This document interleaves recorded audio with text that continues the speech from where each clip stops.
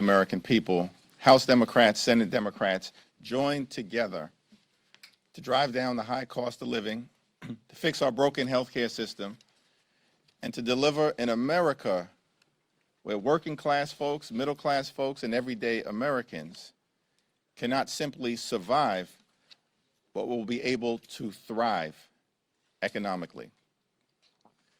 Let me congratulate Leader Steny Hoyer on his announcement. Leader Hoyer is a tremendous public servant, iconic, transformational, and legendary leader. And the House Democratic Caucus will miss him, but the House Democratic Caucus is thankful for his service, for his friendship, for his mentorship, and certainly all that Leader Hoyer has done over decades of service here in the People's House to make life better for the American people. Later on today, House Democrats, joined by some of our Republican colleagues in a bipartisan coalition, will advance legislation to extend the Affordable Care Act tax credits to prevent millions of everyday Americans from experiencing dramatically increased premiums, copays, and deductibles that would prevent them from being able to go see a doctor when they need one. The cost of living in America is far too high. And from the very beginning of this Congress, House Democrats have said that we will work with our colleagues on the other side of the aisle in order to find bipartisan common ground if our Republican colleagues are willing to focus on making life better for everyday Americans, which means addressing the affordability crisis in this country. The affordability crisis is not a hoax, it is very real. Despite what Donald Trump has had to say. Housing costs are too high, grocery costs are too high, utility bills are too high, child care costs are too high, and health care costs are out of control. House Democrats, joined by Leader Schumer and Senate Democrats, have maintained from the very beginning that we were in this affordability fight until we win this affordability fight.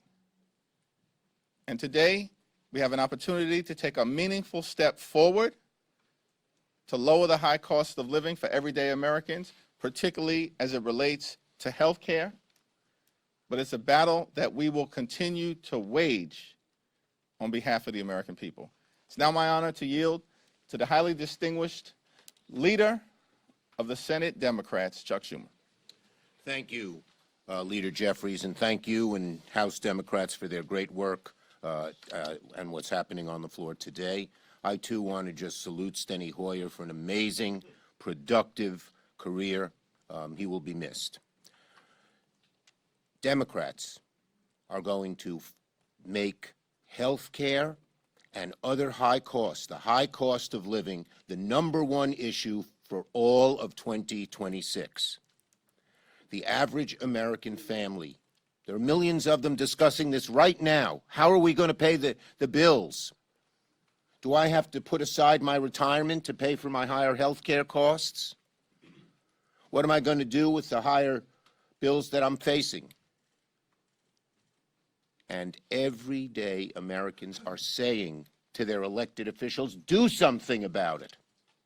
Unfortunately, our Republican friends have stood in the way of doing something about it, whether it's electric costs, health care costs, housing costs, tariffs, you name it.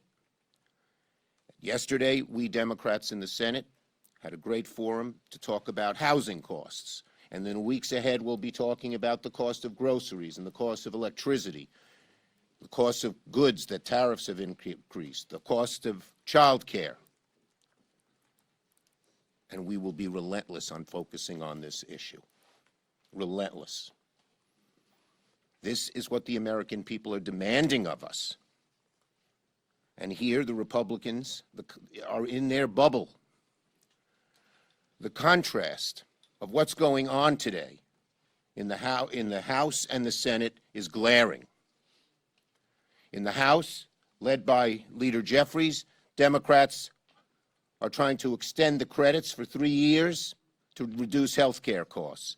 In the Senate, we Democrats are fighting to prevent military adventurism in Venezuela and other countries and endless wars. Donald Trump said last night in his interview with the New York Times it could take years to solve the problem in Venezuela. That is not what Americans want.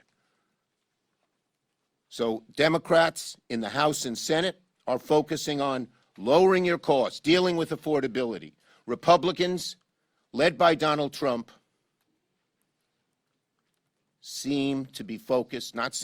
are focused on spending our treasure and, God forbid, lives in military adventurism overseas. Again, we are focused on lowering people's costs. We believe that's what the American people want us to do. And I hope today there will be more Republicans joining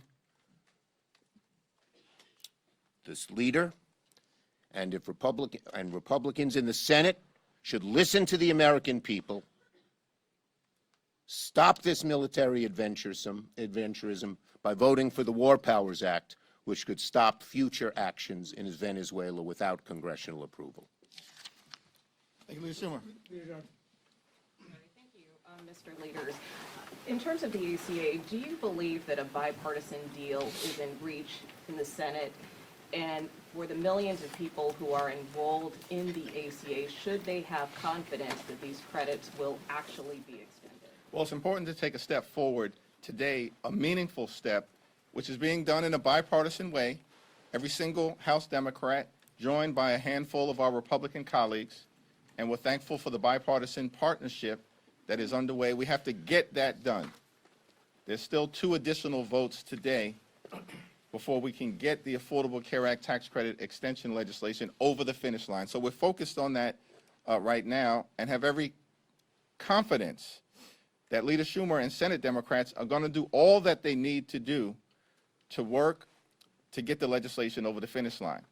The Senate Democrats have been strong on this legislation, and they've been joined by a handful of Senate Republicans. Leader Thune needs to stop playing procedural games, because we know that a majority of senators are already on record supporting a straightforward extension of the Affordable Care Act tax credits. Yeah, let me say, in answer to your question, American people should ask Leader Thune, are you willing to put this bill that the House now is moving forward on the floor of the Senate, because it will pass, and that is the way to get this done. Right now, Leader Thune and Speaker Johnson have said they don't want to extend the ACA credits for a day, let alone a year. Most of the Republicans in the House and Senate want to put poison pill riders about abortion on it. They are standing in the way. They ought to get out of the way so we can help the American people. And that goes particularly to Leader Thune and Speaker Johnson. Government right now. Some of your colleagues are threatening to shut down the government right now over the fatal shooting in Minneapolis. Given the fact that we saw the government shut down over these subsidies, I mean, is this a road that Democrats now want to walk down again? The Appropriations Committee, and particularly the committees on Homeland Security, are taking up this issue, and they will have a very important and serious discussion about it. You're next. You're next. So, given that you said that they're going to be taking up the appropriations process, if Democrats take back the House or Senate, will they do anything to slash funding for ICE or hold ICE accountable for these fatal shootings? There are multiple shootings, not just what happened to Renee Goode. Let me first say that the killing of Renee Nicole Goode was an abomination, a disgrace. And blood is clearly on the hands of those individuals within the administration who've been pushing an extreme policy that has nothing to do with immigration enforcement connected to removing violent felons from this country. We support the removal of violent felons from this country who are here illegally. But that's not what this administration has been doing under the so-called leadership of Kristi Noem. who's a stone-cold liar. There's no evidence at all that this was a justified shooting. So let's deal with the tragedy right now. She hasn't even been buried. Her family is grieving. She was a single mom and an American citizen. And we all are outraged by what took place in Minneapolis, and we will respond decisively. It is. Go ahead. And I just want to, I watched the video. You felt like your stomach was being punched. Looking at the video, there seemed no justification for what these agents did. There needs to be a full investigation at the federal level, although I have little faith in the FBI at doing a fair investigation, or DHS, but at the local level as well. Yeah, go ahead. Yes, go ahead. Okay, Yeah. and I'd like to hear from both of you on this. So obviously, both of you have supported a 3-year extension of the Obamacare tax credit. That's in the bill that's probably going to pass today. If this goes over to the Senate and they come up with something that tapers that down or is an off-ramp or something short of that, is that something that you guys support? Look, they are in a total pretzel knot. They don't support an extension a single day of the ACA tax credits, which is the #1 thing to reduce costs immediately. There's more to be done. But they don't even support that. The vast majority of them, even when Trump said he might look at some change in abortion, said no, no, no.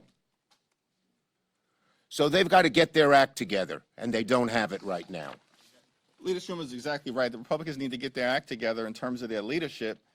These are people who are supporting military adventurism, billions of dollars being spent in South America and in other parts of the world, yet Republican leaders in the House and the Senate are not willing to spend a dime to keep health care affordable for the American people. Donald Trump promised to lower costs on day one of his presidency. Costs aren't going down, they've gone up. And so it's an all-hands-on-deck effort that Democrats are committed to make sure we lower the high cost of living. And our objective right now— Let them come up with an idea and a plan. They don't have it. Our objective right now is to pass the bill in the House, and then we'll send it over to the Senate, and we'll see what Republicans are willing to do to keep their word that they promised to lower the high cost of living in America.